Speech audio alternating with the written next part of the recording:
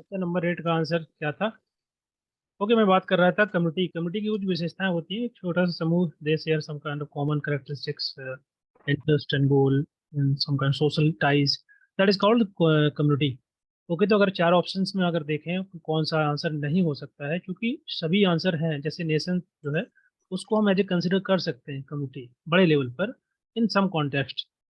Okay, लेकिन चूंकि हम लोगों के पास चार ही ऑप्शन है और आपको बताने कौन सा नहीं है, then you have to mark the option number C, nation. क्योंकि नेशन बड़ा होता है पॉलिटिकली, एक डिफाइंड बाउंड्री होती है। और हो सकते हैं कि क्योंकि चार ऑप्शन हैं, और नेशन ऐसा ऑप्शन है जो कि हम एलिमिनेट कर सकते हैं बाकी एक के कंपैरिजन में। So nation also is a community. क्या बोल रहे हैं आप? आवाज में आ रहा है?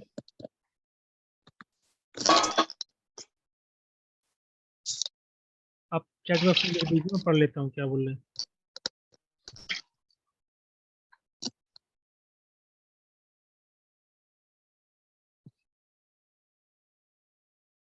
किसी को सुनाई दिया? क्या बोला? मुझे सब सुनाई दिया।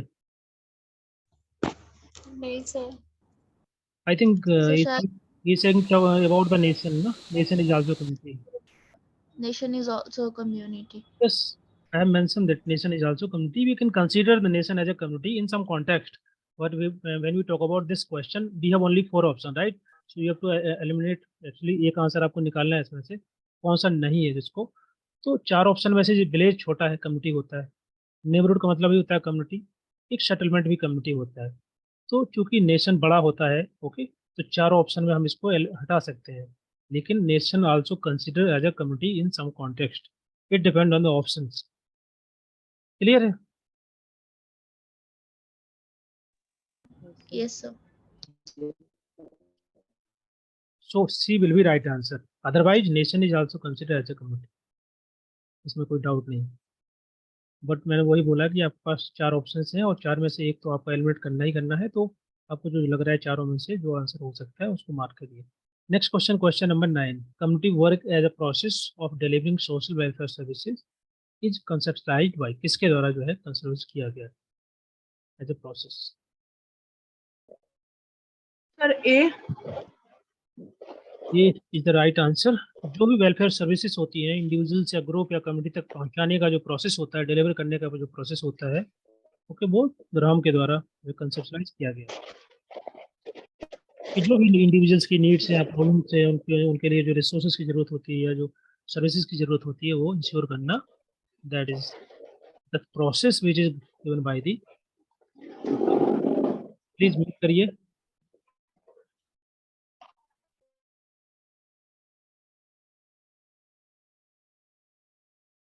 क्वेश्चन नंबर 10, जुलाई 2016 क्वेश्चन पढ़िए। ये बहुत ही इंपॉर्टेंट क्वेश्चन है और इसको समझना जरूरी है। यहाँ पर बेसिकली दो टर्म दी गई है। पहला है कम्युनिटी ऑर्गेनाइजेशन और कम्युनिटी डेवलपमेंट। तो इनमें क्या डिफरेंस है, क्या रिलेशन है, उसको यहाँ पर चार ऑप्शन में दिया गया है। अब बताना है कौन सा करेक्ट है, बताइए।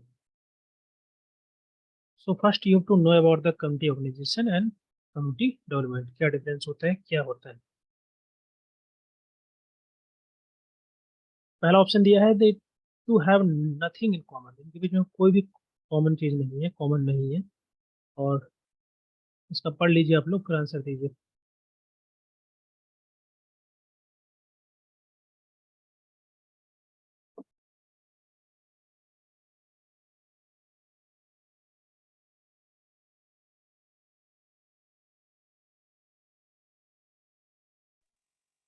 Sir D answer.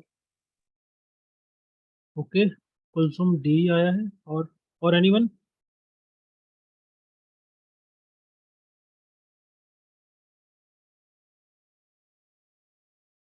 कितने लोग हैं क्लास के अंदर? 21 डी पार्टिसिपेंट। होगा सर। डी होगा। डी में लिखा है कम्युनिटी। यस, डी आंसर होगा। Community development is the field in which community organisation is practice by the professionally trained social community organizer. Okay, so what is the community development?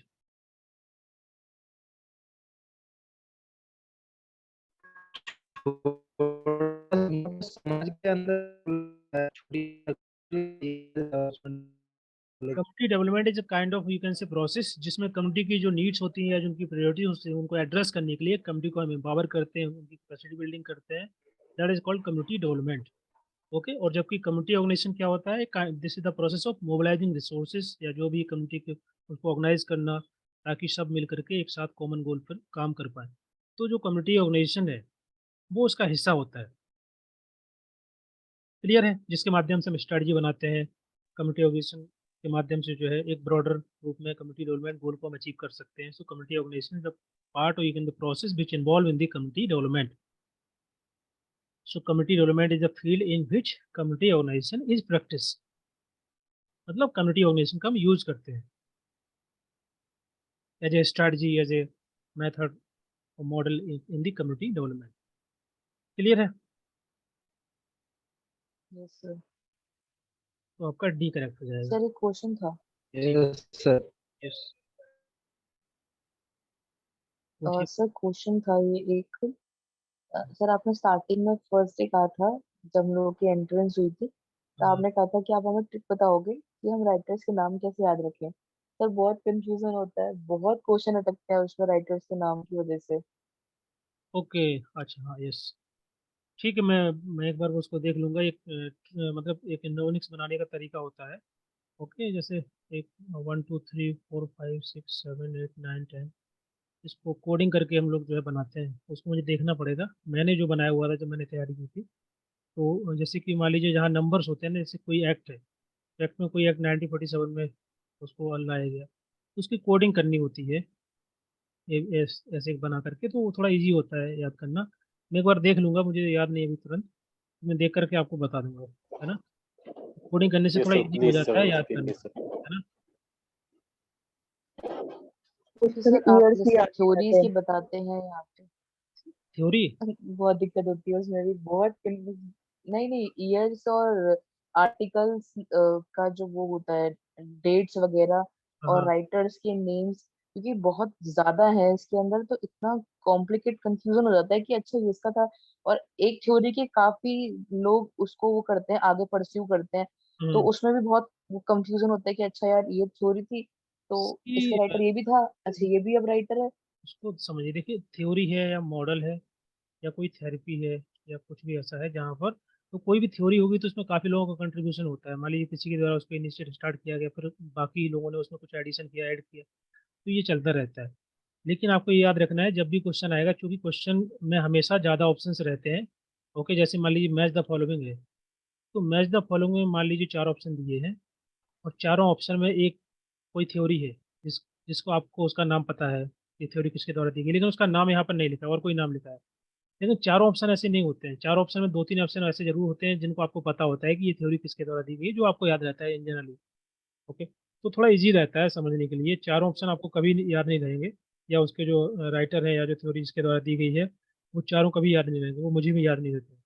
Okay, लेकिन हाँ, दो तीन option आपको ऐसे जरूर मिल जाएंगे जिनको आप देख करके आंसर लगा सकते हैं। ओके, तो सब कुछ नहीं याद, सर, मैच हाँ, सब कुछ याद जो होना ये, मैच करने के लिए आता है तो उसमें बिल्कुल। जैसे कि मान लीजिए जितने एक्ट हैं, बहुत सारे एक्ट हैं, मैंने कंपैरिजन दिया होगा, तो सब याद नहीं होंगे, लेकिन कुछ इंपॉर्टेंट एक्ट होंगे, उनको आपको रटना ही पड़ेगा, याद करना पड़ेगा, निमोनिक्स बना करके कुछ भी करके, जो मैं आपको कल बता दूंगा एक बार देख करके, वो नंबरिंग कैसे करते हैं, मुझे भी याद नहीं आ रहा अभी। ओके, उससे थोड़ा इजी रहेगा, लेकिन अच्छा इतना भी इजी नहीं रहेगा, फिर भी आपको याद करना पड़ेगा, निमोनिक्स बनाएंगे तब भी आपको निमोनिक्स याद करना पड़ेगा हर एक एक्ट के यस साथ। सर। ओके, हाँ, लेकिन थोड़ा इजी हो जाता है क्योंकि निमोनिक्स हम ऐसा बनाते हैं यस जो हमको चीज़ें याद रहती हैं। ठीक है, तो सब कुछ याद कर पाना पॉसिबल नहीं होता है, हमें याद रखना है जितनी भी थ्योरी है, पॉलिसी है, प्रोग्राम है, एक्ट है, प्रोपोर्शन, ऑथर है, अगर आप सोचो कि हर कुछ याद रहे तो पूरा का पूरा वो नहीं होगा। हाँ, आप 100 पढ़ेंगे तो आपको 60 50 याद रहेंगे, और एग्जाम में ऑप्शन आपके पास रहते हैं तो क्लिक हो जाता है कि आपने ये पढ़ा हुआ है, आई थिंक इसका ये आंसर होगा, और पॉसिबिलिटी सही निकलती है।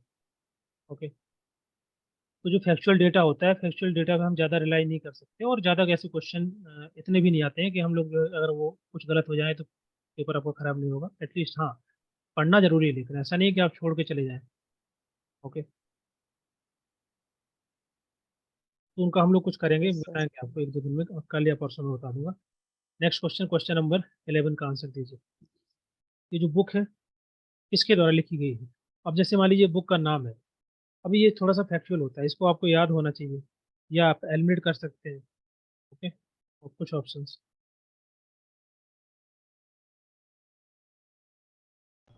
B, sir. एमएस बुरे तो होगा नहीं आपका, ये तो एलिमिनेट कर पाएंगे। आपको कंफ्यूजन हो सकता है एमजी रॉस में और ऑर्थर दिमाग में। क्या आंसर होगा?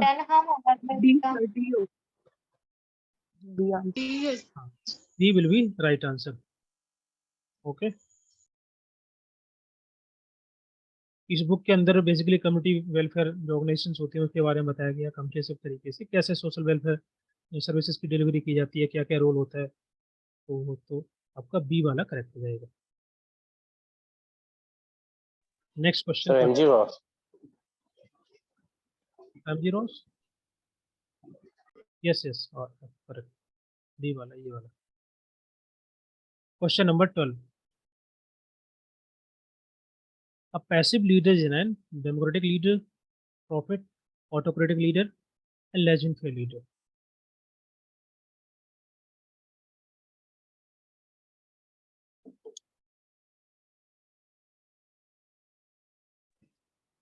सर डी का क्या मतलब होता है सर? ये लाइसेंस फायर इसका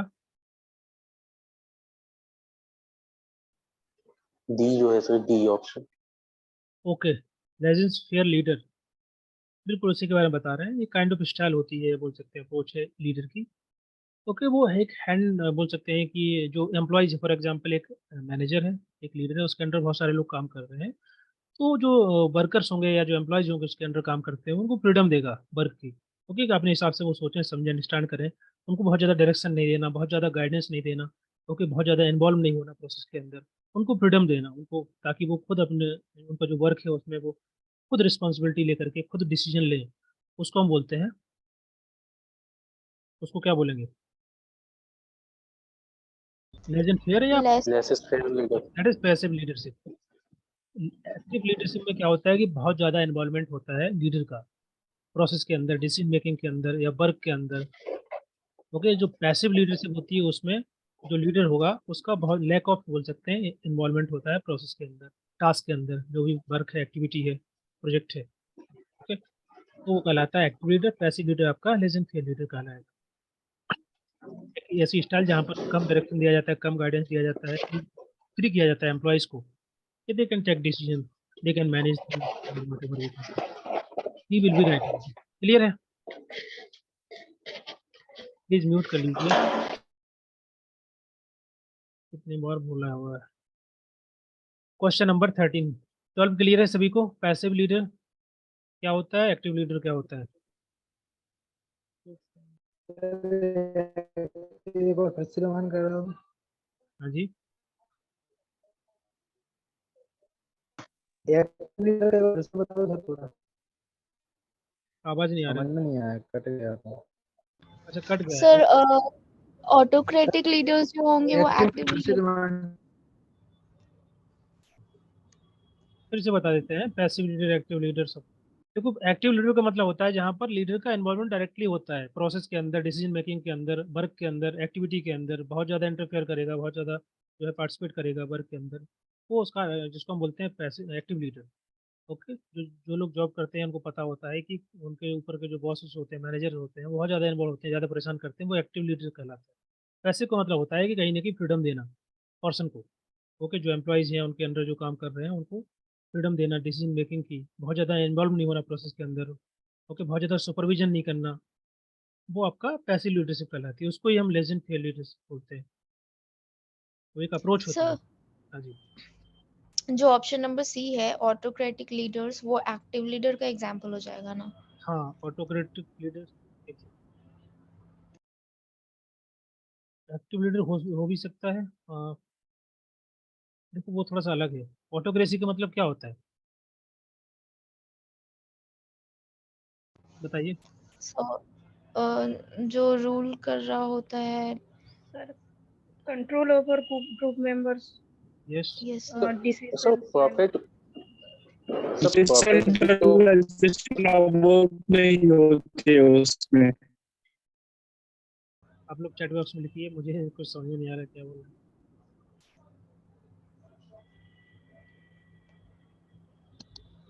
ऑटोक्रेटिक हेलो लीडरशिप में सेंट्रलाइजेशन होती है, ओके, तो जहाँ लीडर्स का डिसेंट्रलाइजेशन नहीं होती। हाँ हाँ, फाइनल से सिंपल है लीडर्स कि का होता है। जो डिसीजन लिया जाता है उसमें बाहरी इनपुट कम होता है, वही आपका ऑटोक्रेटिक लीडरशिप कहलाती है ना, कि वो खुद डिसीजन लेते हैं, खुद के द्वारा सभी के सभी डिसीजन लिए जाते हैं, बाहरी इनपुट कम रहता है, तो आपका यस वो ऑटोक्रेटिक लीडर कहलाता है। ओके, तो वो और सर ये परफेक्ट सब प्रॉफिट परफेक्ट अलग भी है। तो एक वो बता देते हैं, जो लोग डायरेक्ट उसको फॉलो कर रहे होते हैं। फॉलो कर रहे होते हैं, बिल्कुल। परफेक्ट के भी तो अनुयायी जो होते हैं उनको फॉलो कर रहे होते हैं, तो सर ये क्या ये हमारे इसमें पैसिव में नहीं आएगा? पैसे में नहीं आएगा क्योंकि वो डायरेक्शन तो दे ही रहे हैं ना उसको। ओके, डायरेक्शन देना, ज़्यादा गाइड करना, मतलब देखो, जो एक्टिव लीडर है और पैसिव लीडर है वो अलग एक प्रोसेस है जिसको फॉलो किया जाता है डिफरेंट लीडरशिप के द्वारा। ओके, जैसे कि मान लीजिए ऑटोक्रेटिक लीडर है या प्रॉफिट है, तो वो डायरेक्शन देते हैं, वो गाइडेंस गाइडेंस देते हैं। ओके, कहीं ना कहीं इन्वॉल्व होता है उनका, डायरेक्ट इन्वॉल्वमेंट होता है, डायरेक्शन प्रोवाइड कराना। तो ज़्यादा इन्वॉल्व होना वो आपका एक्टिव लीडरशिप कहलाता है। तो डिपेंड करता है इंडिविजुअल के ऊपर, वो किस प्रकार की उसके अंदर क्वालिटी है, पैसिव है कि वो एक्टिव है। ओके, तो डिपेंड, कभी कभी जैसे मान लीजिए ऑटोक्रेटिक लीडरशिप में होता क्या है कि बाहरी इनपुट कम होता है, वो खुद डिसीजन लेते हैं सभी के सभी। ओके, तो उसको हम थोड़ा बोल सकते हैं एक्टिव लीडरशिप के उसमें लाइन में आ जाएगा, लेकिन पूर्ण रूप से नहीं बोल सकते हैं। ओके, जरूरी नहीं, हो सकता है कुछ ऐसे ऑटोक्रेटिक लीडर होते हैं, वो हो सकता है डिक्टेटर ना हो या बहुत ज़्यादा वो सुपरविजन या वो उसको डायरेक्शन ना देते हो। इट्स पॉसिबिलिटी ना, बिकॉज ये तो क्वालिटी होती है पर्सन के अंदर की कि वो किस तरीके से मैनेज कर रहा है।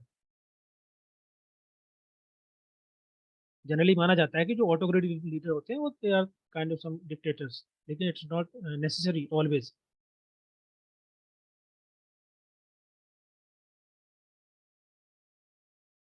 समझ रहे हैं मैं क्या बोलना चाहता हूँ? तो वो आप एक लाइन में नहीं बोल सकते हैं, उसमें वेरिएशन हो सकता है।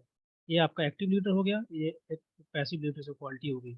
तो पर्सन जो है वो जरूरी नहीं कि डायरेक्ट इसी एरिया में आ जाएगा या डायरेक्ट इसी एरिया में, वो बीच में रह सकता है, हो सकता है। वो डिपेंड करता है पर्सन की क्वालिटी पर, उसकी किस प्रकार की कैरेक्टरिस्टिक्स है लीडरशिप की। वो ऑटोक्रेटिक लीडर भी हो सकता है, वो एक्टिव भी हो सकता है, पैसिव भी हो सकता है। बहुत सारे ऐसे लीडर होते हैं जो ऑटोक्रेटिक होते हैं लेकिन पब्लिक की सुनते हैं। ओके, बाहरी इनपुट भी लेते हैं।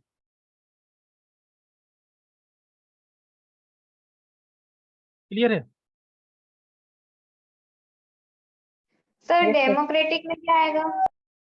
डेमोक्रेसी में तो इन्वॉल्वमेंट होता ही है, मतलब बाकी लोगों के तो उनकी जो क्या डिसीजन प्रोसेस में इन्वॉल्वमेंट होता है लोगों का। अब डेमोक्रेटिक लीडर में भी बहुत सारे ऐसे लीडर होते हैं जो कि नहीं सुनते हैं, even they are elected through the democratic process. तो उसको हम नहीं बोल सकते हैं, वो एक क्वालिटी होती है पर्सन के अंदर की, करेक्टरिस्टिक्स होती है कि वो एक्टिव भी हो सकता है और पैसिव भी हो सकता है। लेकिन चूंकि यहाँ पर जो नीचे दिया है लेस देन फेयर लीडर, इसका मतलब ही होता है एक ऐसी स्टाइल जहाँ पर एक ऐसी अप्रोच हम यूज करते हैं कि एम्प्लॉय को फ्रीडम देते हैं वर्क करने की। उसका मतलब ही, दोनों का मतलब ही एक ही है, पैसिव और लेस देन फेयर का, इसलिए वो यहाँ से मैच कर रहा है। बाकी ऑटोक्रेटिक है या प्रॉफिट है या डेमोक्रेटिक हो सकता है, उसको आप वेरिएशन में ले सकते हैं, डायरेक्ट नहीं बोल सकते हैं। ऑटोक्रेटिक होगा तो हो सकता है वो पैसिव हो, ओके, और प्रॉफिट हो या फिर डेमोक्रेटिक लीडर हो सकता है कि वो एक्टिव हो। तो देर द पॉसिबिलिटी वेरिएशन हो सकता है थोड़ा बहुत, हम 100% नहीं बोल सकते हैं इन ऑल केसेस। लेकिन ये दोनों बात एक ही है, पैसिव और लेस देन फेयर, इसका मतलब एक ही होता है।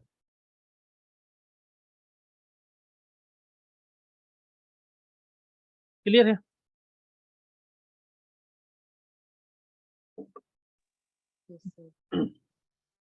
सर क्वेश्चन नंबर 11 में जो बुक का नाम है यस सर। उसमें सर आपने पीडीएफ में आर्थर डरम लिखा है, इंपॉर्टेंट बुक्स एंड ऑथर्स वाले में, community welfare organization principle and practice वाली जो बुक है। ओके, क्या लिखा है? डी लिखा है? डी नहीं होगा, यस सर डी डी। देखना पड़ेगा। आई थिंक वो एम जी रॉसी करेक्ट होगा इसका आंसर। ओके, मैं देख लूंगा एक बार दोबारा से। ओके, जैसे जो भी बुक्स का नाम है वो भी मैं कहीं ना कहीं से तो लेता हूँ, अगर वहाँ पर गलत लिखा होगा और मैंने देखा होगा। एम जी रॉस लिखा है, ओके, मैं देखता हूँ उसको, एक बार ग्रुप में आप डाल देना, मैं चेक कर लूँगा, ठीक है। Okay sir. Yes, sir. Next question, question number 13, 12 clear है सभी को?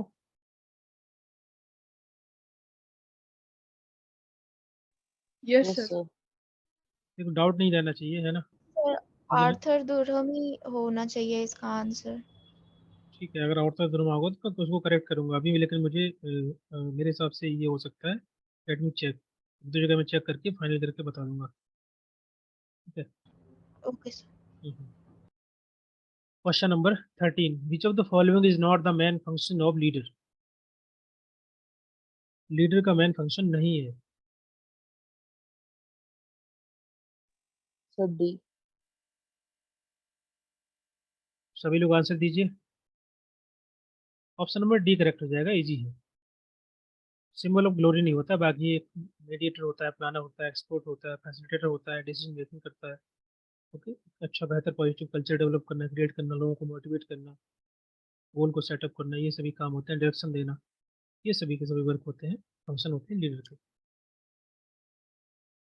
12 का आंसर बताया ना मैंने, डी होगा, doctor V K Rao. Option number D will be right answer. Question number 14, question पढ़िए, आंसर दीजिए। Trusteeship theory of trade union was advocated by, किसके द्वारा इसको एडवोकेट किया गया? Mahatma Gandhi sir, C option.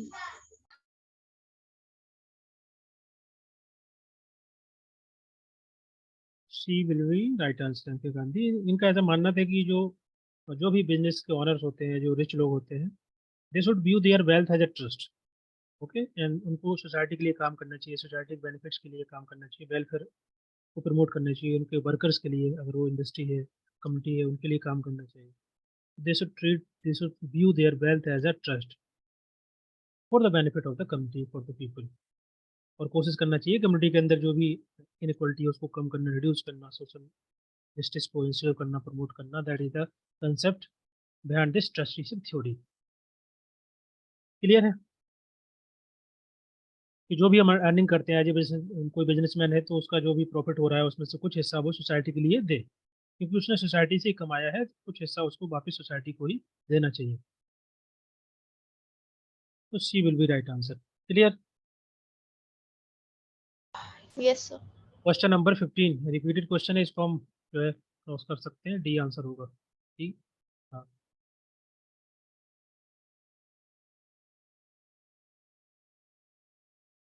इसमें किसी को डाउट तो नहीं है? ब्रह्मो समाज ने जो है सभी धर्मों को बराबर माना, और आर्य समाज का जो क्लेम था कि हिंदुइज्म उसको सुपरिटी माना और बोला कि यही बेस्ट तरीका होता है लाइफ को जीने का, the best way of life. तो ये एक मेन डिफरेंस है, यस अलग विशेषता है, डिस्टिंग्विशिंग फीचर है दोनों संस्थाओं में। Next question, question number 16, Gandhian social action models जो है यहाँ पर दिए गए हैं, आपको बताना है which of the following principle है इनके द्वारा जो मॉडल है।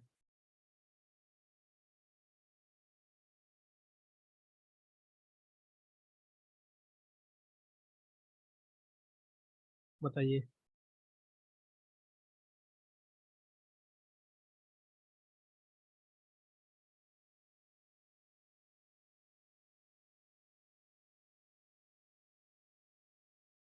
सिक्सटीन का क्या आंसर होगा? B sir. B means 2 3 4, 2 3 4 single strategy. देखो ड्रामेटाइजेशन तो करेक्ट है, लेजिटिमाइजेशन भी करेक्ट है, मल्टीपल स्ट्रैटेजी, डुअल अप्रोच, हाँ सर, डुअल अप्रोच भी करेक्ट है। डुअल अप्रोच करेक्ट है, तो कौन सा आंसर बचा फिर? 2 3 4। सर मुझे आप कमेंट बॉक्स में लिखिए आप क्या। कंफर्म नहीं है सर। इट्स ओके, वैसे आपको नोट्स पढ़ा होगा तो उसमें लिखा है गांधीयन प्रिंसिपल जो सोशल एक्शन के हैं ब्रूटो के द्वारा दिए गए। सर आपकी वॉइस ब्रेक हो रहा है? सर आ रही नो है। ओके, कुछ 6 प्रिंसिपल दिए गए हैं ब्रूटो के द्वारा, जो गांधीयन अप्रोच है सोशल एक्शन की, जो मॉडल है गांधीयन बेस्ड मॉडल है। कौन कौन से जिसमें यहाँ पर लिखा है, जैसे कि पहला है प्रिंसिपल ऑफ डेमोक्रेटाइजेशन है, डुअल अप्रोच है, लेजिटिमाइजेशन है, इसके अलावा क्रेडिबिलिटी बिल्डिंग करना, ओके, ड्रामेटाइजेशन है, डुअल अप्रोच, मैनीफोल्ड प्रोग्राम, ये सभी के सभी आपके मॉडल हैं जो कि गांधीयन बेस्ड है। क्लियर है? कौन सा होगा इसमें? सिंगल स्ट्रैटेजी नहीं होगा, बाकी करेक्ट है। B C D will be right, मतलब 2 3 4 सही होंगे। ओके, अब एक एक करके इनको अंडरस्टैंड कर लेते हैं अगर आप लोगों ने नहीं पढ़े हैं तो।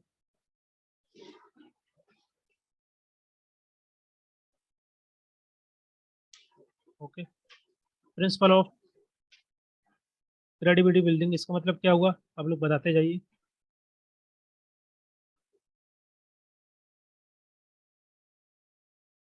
कि ट्रस्ट बिल्डअप करना, क्रेडिबिलिटी बिल्डअप करना कमिटी के अंदर। ओके, उसको बोलते हैं एक ऑनेस्ट, मतलब कुछ भी काम कर रहे हैं तो उसको सही तरीके से दिखाना पब्लिक को। बताइए क्या आंसर होगा? मतलब आंसर नहीं, इसको एक्सप्लेन करिए एनीवन।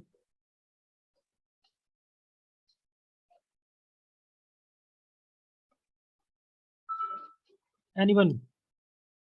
सर रैपो बिल्ड करना ह्यूमन रिलेशनशिप बिलीफ के बेसिस पे। बिल्कुल, जैसे कि यहाँ पर इन्होंने जो प्रिंसिपल दिए हैं वो गांधीयन बेस्ड है, तो हमको एग्जाम्पल गांधी जी को लेकर के देना होगा। जैसे उन्होंने जो है एक नॉन वॉयलेंस तरीका अपनाया, उस फिलॉसफी को अपनाया।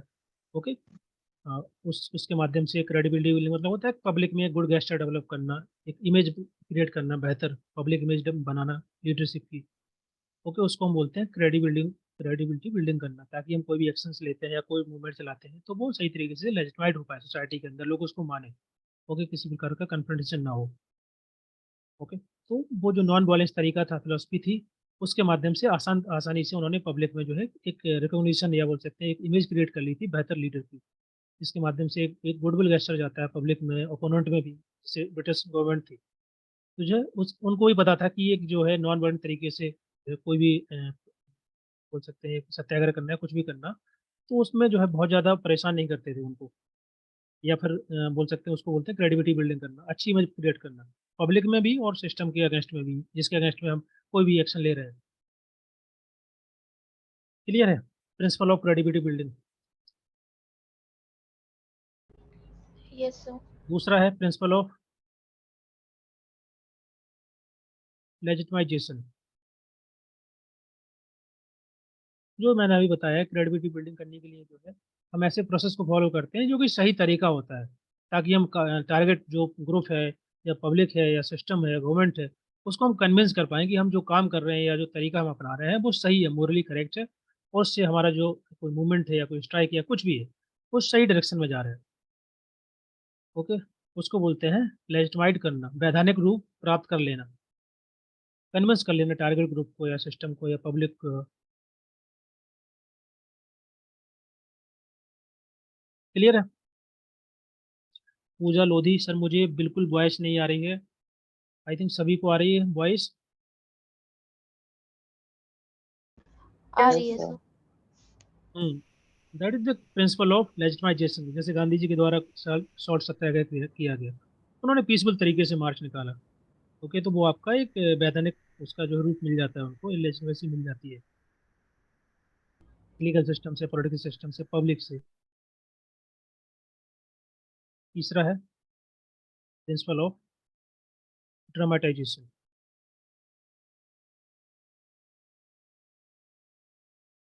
ड्रामेटाइजेशन का मतलब क्या होता है? सर मास मोबिलाइजेशन होता है। मास मोबिलाइजेशन कराना। कैसे? थ्रू दी इमोशंस अपील करके, एक सेंसेशनल स्पीच दे करके, या जो बड़े लीडर होते हैं, करेजिंग लीडर होते हैं, वो इस प्रिंसिपल को फॉलो करते हैं। ओके, ड्रामेटिक तरीके से लोगों को इन्फ्लुएंस करना, इमोशनल स्पीच देना, ताकि लोग जो है भावुक होकर के जुड़ जाएं उस एक्टिविटी में या मूवमेंट में या कोई भी एक्टिविटी। ओके, जैसे स्लोगन्स दिए जाते थे पहले, उन स्लोगन्स को हम एज ए, ताकि लोगों को इमोशनली जो है अपील कर पाएँ, लोगों को जो है जोड़ पाएँ, वो उसको बोलते हैं principle of dramatisation.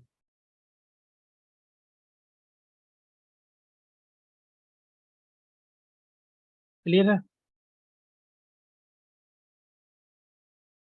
Yes sir. कुछ लीडर्स में ये क्वालिटी होती है कि वो लोगों को जल्दी इन्फ्लुएंस कर पाते हैं, क्योंकि उनका जो स्पीच होता है वो बहुत एक इस तरीके से देते हैं कि लोग उनसे बहुत जल्दी जुड़ जाते हैं।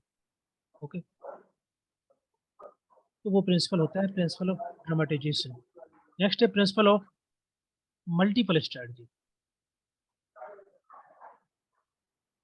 इसका मतलब क्या हुआ कि जो हम स्ट्रेटजी अपना रहे हैं वो एक तरीके की स्ट्रेटजी नहीं होगी, मल्टीपल स्ट्रेटजी अपनाएंगे। हम लोगों को बताएंगे, अवेयर करेंगे, एजुकेट करेंगे, परसुएट करेंगे, फैसिलिटेट करेंगे। कई तरीके से लोगों को हम जो है कन्विंस करने की कोशिश करेंगे, वो आपका मल्टीपल स्ट्रेटजी कहलाती है।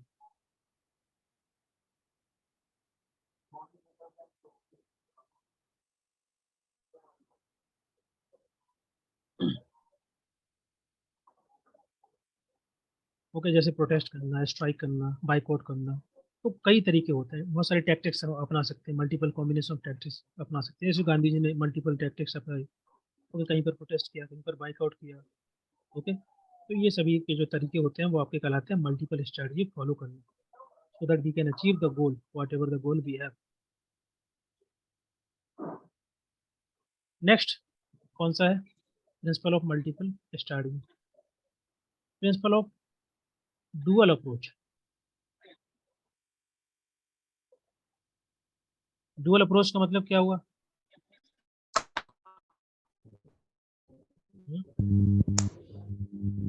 Conference and also conduct satyagraha. क्या बोल रहे हैं?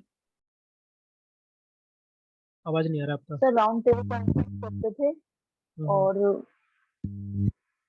बिल्कुल, जैसे मैंने सत्याग्रह अभी भी करते थे। बिल्कुल जैसे मैंने अभी बताया था कि सोलंस्की के द्वारा जो बताया गया कि हम कम्युनिटी बिल्डिंग भी करेंगे और साथ ही साथ दूसरा जो तरीका होता है कन्फ्रंटेशन भी करेंगे।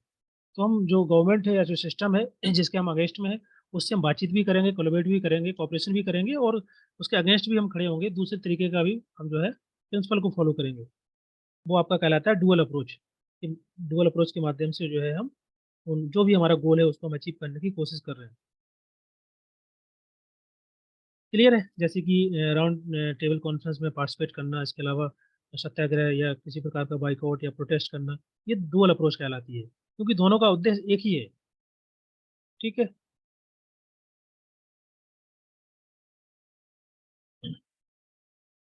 और एक और है प्रिंसिपल ऑफ मैनीफोल्ड प्रोग्राम। इसका मतलब क्या होता है मैनीफोल्ड प्रोग्राम?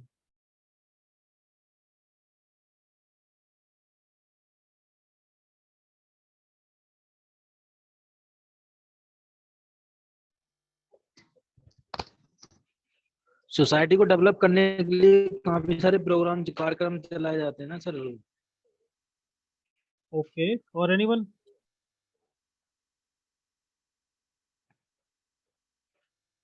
जैसे मुंह में कोई मतलब सोसाइटी को लेके, समाज को लेके जाना, अत्याचार हो रहा है तो उसको लेकर सुधार के रूप में भी चला सकते।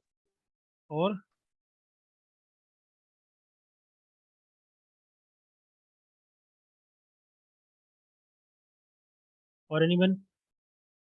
मैनीफोल्ड प्रोग्राम का मतलब क्या हुआ? तो मल्टीपल फ्रंट पर जो है हम साइमल्टेनियसली काम करते हैं ताकि बदलाव आ पाए। जैसे मान लीजिए सोशल इशू है, तो उसके लिए हम एजुकेशन के लिए काम कर सकते हैं, हेल्थ के लिए भी, इकोनॉमिक डेवलपमेंट के लिए भी। तो मल्टीपल प्रोग्राम या मैनीफोल्ड फ्रंट पर हम काम करते हैं, उसको हम बोलते हैं principle of manifold program.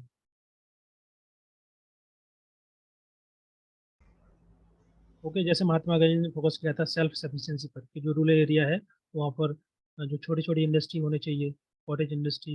Okay, ताकि लोगों को रोजगार भी मिलेगा, सेल्फ सफिशिएंट भी होंगे, पॉवर्टी भी कम हो जाएगी।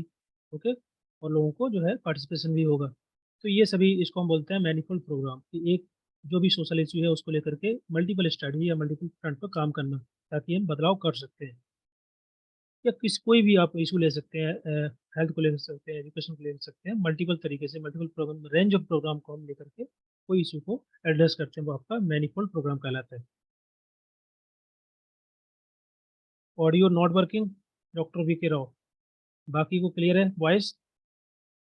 Yes sir. तो अभी क्लियर है ये manifold program need to work in multiple manifold fronts. Sir आपका आवाज नहीं आ रहा, क्या बोले? Okay,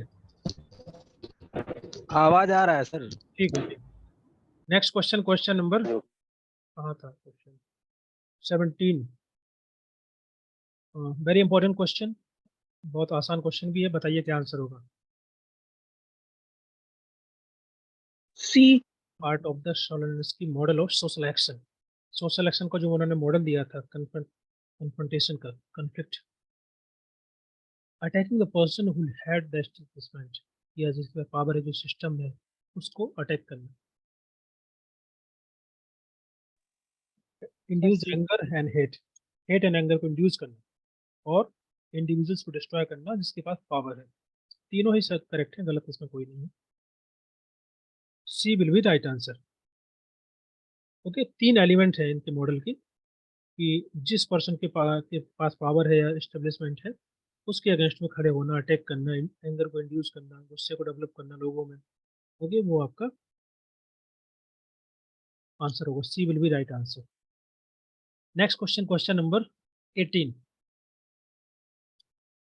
Social action and social legislations are complementary to each other, and social action often highlights the need for the new. Is it right or wrong? Sir, right. Sir C answer. क्या answer होगा? Social action and B social answer होगा। Sir B होगा। देखो, अब यहाँ पर B और सी में कंफ्यूजन हो रहा है। पहला आप पढ़िए असेसन, आप असेसन को एज ए पूरा स्टेटमेंट मान के चलिए, वो उसी के आधार पे आपको रीजन पढ़ना है। तो पहले वाले जो असेसन ने दिया है, सोशल एक्शन की बात की गई है और सोशल लेजिस्लेशन मतलब लॉ की बात की गई है, कि दोनों कॉम्प्लीमेंट्री होते हैं। अब ऐसा क्यों बोला उन्होंने? उसका रीजन कुछ ना कुछ होगा, तो रीजन पढ़िए ऐसा क्यों बोल रहे हैं। बोला कि social action often highlight the need for the new law. Social action हम इसलिए करते हैं या किया जाता है ताकि जो सिस्टम है या जो गवर्नमेंट है, उसको महसूस हो कि सोशल एक्शन किस कॉज के लिए किया जा रहा है, तो क्या उसके लिए हम कोई लॉ बना सकते हैं या इस प्रकार से। तो इस ऐसे समझिए उसको, तो डी रीजन होगा। कैसे है। तो चूंकि यहाँ पर लॉ की बात की गई है, ऊपर भी बोला गया है कि जो सोशल एक्शन है या सोशल लेजिस्लेशन है, वो दोनों कॉम्प्लीमेंट्री होते हैं। इसका मतलब है कि हम सोशल एक्शन करते ही इसलिए हैं ताकि अपनी बात को सिस्टम तक पहुंचा पाए, या जो गवर्नमेंट है वहाँ तक अपनी बात पहुंचा पाए, और उसको इशू को रिजॉल्व करने के लिए सरकार नए लॉ बनाए, या उसके लिए रिगार्डिंग कोई भी लेजिस्लेशन प्रोसेस को डेवलप करे या पॉलिसी तैयार करे। ओके, तो दोनों आपस में कॉम्प्लीमेंट्री है। और नीचे इसलिए उन्होंने बताया है कि सोशल एक्शन जो है हाईलाइट करता है उन सभी मुद्दों को या इशू को लेकर के जिसके लिए लॉ बनाया जाता है। ओके, सरकार जो लॉ बनाती है, स्पेशली सोशल लेजिस्लेशन तैयार किए जाते हैं, सोशल समाज की जो समस्याएं होती हैं, प्रॉब्लम्स होती है, उन्हीं को लेकर के लॉ बनाया जाता है। क्लियर है? तो आपका B will be right answer. Yes sir, yes sir. Next question clear है सभी को? Question number 19। Yes sir. In India the large percentage of human, question पढ़िए, आंसर दीजिए। Cannot take decision independently, not even the rather to their own life. In India, the large section of social women do not have political power. कौन सा होगा? Sir B. B. तो B.